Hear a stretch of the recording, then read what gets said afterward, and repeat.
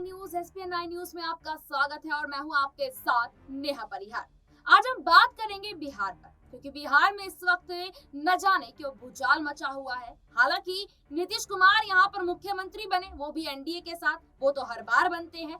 बात की जाए तो कुछ वक्त पहले भी वो एनडीए के साथ थे, लेकिन तब इतना भूचाल नहीं मचा था जितना भूचाल इस वक्त मचा हुआ है। हालांकि आपको बता दें कि यहाँ बिहार के पूर्व उप मुख्यमंत्री तेजस्वी यादव ने ये बात पहले ही कह दी थी कि इस बार नीतीश की सरकार ज्यादा दिन नहीं टिक पाएगी। ऐसा क्यों कहा, इसी मुद्दे पर आज हम चर्चा करेंगे। हालांकि आपको बता दें कि यहाँ पर लगातार इसलिए ये बात कही जा रही है कि बिहार में नीतीश और एनडीए की सरकार ज्यादा दिन टिकने नहीं वाली है, क्योंकि यहाँ पर एनडीए गठबंधन में जो तमाम राजनीतिक दल है वो नाराज है। सबसे पहले नाराजगी का नंबर जो यहाँ पर आता है वो जीतन राम मांझी का आता है। आए दिन वो यहाँ पर भाषण देते हैं और ऐसा नहीं होता कि नीतीश कुमार के ऊपर वो यहाँ हमला ना करे।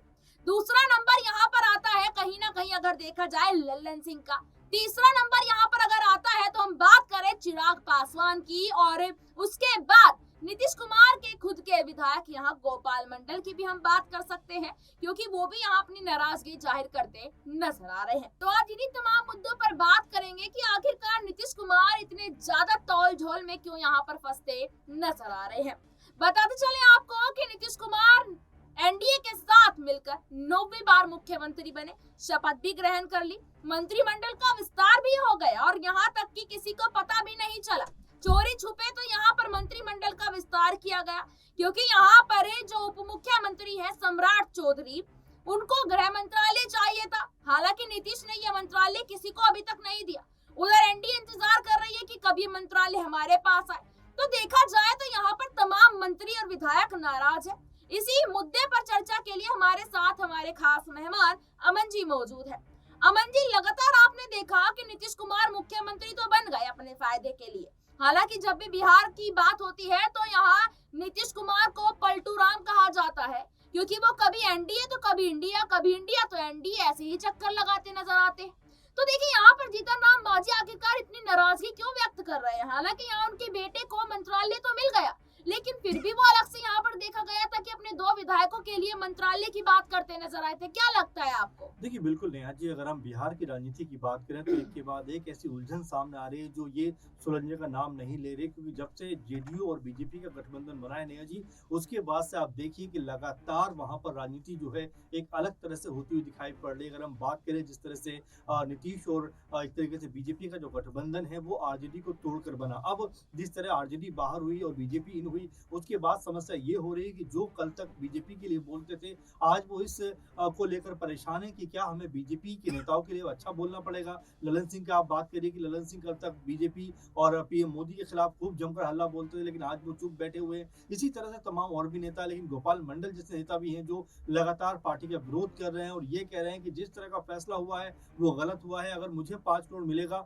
तो मैं क्यों नहीं लूंगा। इसके अलावा देखा जाए तमाम सहयोगी जो दल हैं, चाहे मांझी हो या फिर इसके अलावा जो चिराग पासवान हो या फिर मुकेश सहनी, वो लगातार बीजेपी के खिलाफ मोर्चा खोल रहे हैं और ये बता रहे हैं कि जिस तरह का पक्षपात बीजेपी कर रही है उनके साथ में वो अच्छी चीज नहीं है। सहनी तो यहाँ तक कहते हैं कि मांझी को ही मुख्यमंत्री बनाना चाहिए। तो ये एक के बाद एक तमाम तरह ऐसे पक्ष और पहलू निकल कर सामने आ रहे हैं जो कहीं ना कहीं बीजेपी की और जेडीयू की मुश्किलों को ज्यादा बढ़ा रहे हैं, क्योंकि आप देखिए कि 5-6 दिन के बाद फ्लोर टेस्ट होना है, तो ऐसे में बीजेपी के लिए मुश्किल हालात इसलिए बन रहे हैं कि क्या वो ये फ्लोर टेस्ट पास कर पाएगी, क्योंकि लगातार जिस तरह से कहा जा रहा है कि ललन सिंह बीच मझधार में बीजेपी का हाथ छोड़ने वाले हैं, जेडीयू का हाथ छोड़ने वाले हैं और अपने 10, 12, 15 विधायक लेकर वो हो सकता है आरजेडी की तरफ आ जाए। तो ये जो लगातार संभावना बन रही है उससे बीजेपी बहुत ज्यादा परेशान है। पीएम मोदी उनको बुलाते हैं, उनसे मुलाकात करते हैं, बात करते हैं कि भाई आप मत जाइए, आप जो है यहीं पर रहिए, हम आपको अच्छा पोस्ट देंगे, अच्छी चीज आपको आपके लिए करते हुए नजर आएंगे। लेकिन पूरे हम घटना चक्र पर अगर नजर डालें तो ऐसा लग नहीं रहा है कि वहां पर बगावत थमने का नाम ले रही है, क्योंकि जो सम्राट चौधरी नेहा जी वो भी लगातार दिल्ली का आना जाना उनका बना हुआ है। मंत्रालय मिलने से खुश नहीं, हालांकि उनको वित्त मंत्रालय, स्वास्थ्य मंत्रालय से बड़े बड़े महकमे मिले हैं, लेकिन वो चाहते थे कि उनको गृह मंत्रालय मिलना चाहिए। इसी को लेकर आपस में रस्साकशी हो रही है। आपने मांझी का जिक्र किया, उनके बेटे को हालांकि जो है मंत्री पद दिया गया है संतोष सुमन को, लेकिन मांझी इसको लेकर संतुष्ट नहीं है। वो कहते हैं कि हमारा जो दल है, हम 4 एमएलए वाला वाला दल है और ऐसे में एक जो निर्दलीय है उसको भी आप मंत्री पद देते हो, वहीं हमारे दल को भी जहाँ पर 4 लोग हैं उनको भी आप एक मंत्री बनाते हो, ये पक्षपातपूर्ण है। कम से कम 2 लोगों को मंत्री बनाना चाहिए था। तो लगातार बिहार की जो राजनीति है नेहा जी, वो कह सकते हैं उलझती हुई नजर आ रही है। हर वक्त उसमें कोई ना कोई पेच फंसा हुआ दिखाई पड़ रहा है और लगातार ऐसा लग रहा है कि जो गठबंधन बीजेपी और जेडीयू का बना है, इसमें विश्वास कम है और उत्साह ज्यादा नजर आ रहा है। अगर ऐसा हुआ तो जिस दिन विधानसभा के अंदर टेस्ट होगा उस दिन ये जो बाजीगरी है नीतीश कुमार की, वो कहीं फेल होती हुई नजर ना आ जाए और जिस तरह से सरकार बनी है जल्दबाजी में, कहीं वो टूटती हुई दिखाई ना दे जाए। बिल्कुल, यहाँ पर टूटती हुई सरकार इस बार देखने को ना मिल जाए बिहार में। हालांकि आपको बता दें कि इस वक्त सोशल मीडिया पर सिर्फ एक ही लाइन नजर आ रही है कि जीतन राम मांझी इस बार नीतीश कुमार का खेल बिगाड़ेंगे और साथ में तेजस्वी यादव भी यहाँ मिलेंगे। क्योंकि जहाँ एक तरफ यहाँ जेडीयू और आरजेडी मिलकर इस वक्त देखा जाए तो बिहार में सरकार चला रही थी और यहाँ पर देखा गया कि जो पूर्व मुख्यमंत्री यहाँ पर तेजस्वी यादव है, उनको अचानक से साइड यहाँ कर दिया। नीतीश कुमार ने अपना फायदा देखा तो यहाँ पर तेजस्वी को साइड लाइन कर दिया।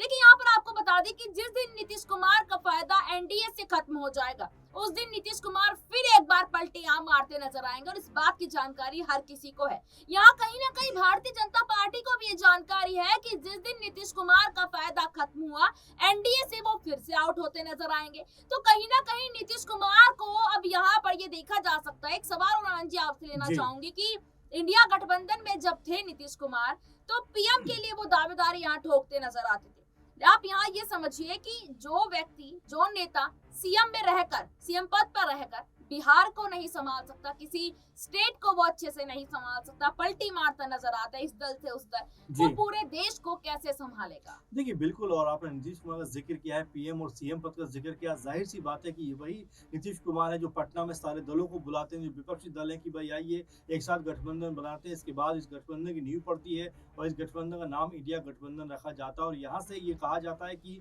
बीजेपी के लिए सबसे परेशानी के सबब यही बन गया है कि वो इंडिया का विरोध नहीं कर पाएंगे। अगर इंडिया का विरोध करेंगे यानी कि उनके दल का विरोध करेंगे तो इससे जनता को लगेगा कि वो इंडिया का विरोध कर रहे हैं। तो ऐसे में यहाँ पर जो उनकी जीत थी वो होती हुई नजर आई और आपको याद होगा बीजेपी भी यहाँ पर बौखला गई क्योंकि उन्होंने आनंद फानंद में जो इंडिया का नाम था उसको बदलने का फैसला कर दिया, भारत नाम आने लग गया। आपको याद होगा, हमारे दर्शकों को तमाम याद होगा कि कितना उस समय चीजों को लेकर जो है बयानबाजियों का दौर शुरू हो गया था। तो वहां पर लगा कि वाकई बीजेपी जो के अंदर जो है विपक्षी दलों ने वो खलबली मचा दी है। लेकिन इसके बाद जैसे ही स्वार्थ की लड़ाई शुरू हुई कि मैं ये बनूंगा, मैं वो बनूंगा, और जिस तरह से संयोजक पद के लिए और जो कह सकते हैं पीएम पद के लिए जो नाम निकल के सामने है उसमें ऐसा लगा नीतीश कुमार को कि मेरा नाम पीछे रह गया, तो उन्होंने गठबंधन से ही नाता तोड़ लिया। तो कहने का मतलब यही है कि उनको पद प्यारा है, उनको जो है अपनी सत्ता प्यारी है, इसके लिए वो कुछ भी करते हुए नजर आएंगे। आप देखिए आरजेडी के साथ में जीने मरने की वो कस्में खाया करते थे, बीजेपी को पानी भर भर के गाली दिया करते थे, आज वही आरजेडी है, वही बीजेपी है, सब कुछ बदल गया। तो ऐसे में नीतीश कुमार का जो एक कह सकते हैं कि जो उनका इमेज बन गई है राजनीति में, खासकर बिहार की, वो पलटू मार के राम के नाम से बन गई है कि कभी भी उनका मौका पड़ता है, जरूरत पड़ती है, वो कहीं भी जा सकते हैं। और यही लगातार जो दर्शक है, वो जो लोग हैं, वो यही कहते हुए नजर आते हैं, जनता यही कहती हुई नजर आती है कि अब बहुत हो गया नीतीश कुमार, अब इससे आगे बढ़ के हमें देखना चाहिए। और जिस तरह से आपने देखा कि तेजस्वी को लेकर लोगों के अंदर क्रेज बढ़ा है, खासकर इसलिए क्योंकि उनको लगता है कि नीतीश ने तेजस्वी के साथ में धोखाधड़ी की है। इसीलिए लगातार जब ईडी से पूछताछ होती है, जब बाहर आते हैं तेजस्वी, देखा आपने कितनी भीड़ वहां पर नजर आती है, सब सेल्फी उनके साथ में लेते हैं। तो कहीं ना कहीं नीतीश कुमार जानबूझकर भी मुझे लगता है कि तेजस्वी को कहीं ना कहीं मालिश दिलवाने का काम कर रहे हैं, क्योंकि लगातार जो तेजस्वी है उनकी पूछ बढ़ती जा रही है और नीतीश कुमार, उनका जो कद एक समय राजनीति में होता था बिहार की, वो लगातार कम हो रहा है। तो ऐसे में देखना होगा कि 12 तारीख को जब फ्लोर टेस्ट होगा तो क्या इन बाधाओं को पार करते हुए क्या जेडीयू और बीजेपी गठबंधन जो बहुमत साबित कर पाएगी। अगर ऐसा नहीं करती है तो उनकी जग हसाई आप तय मानकर चलिए।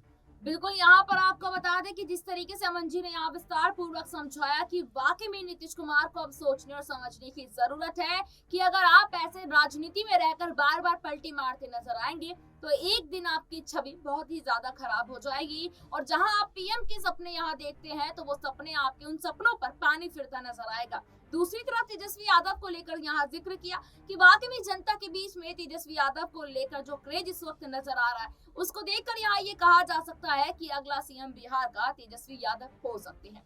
क्या कहना है आपका इस रिपोर्ट पर? कमेंट बॉक्स में अपनी राय साझा करें और देखते रहिएगा SPN 9 न्यूज। धन्यवाद।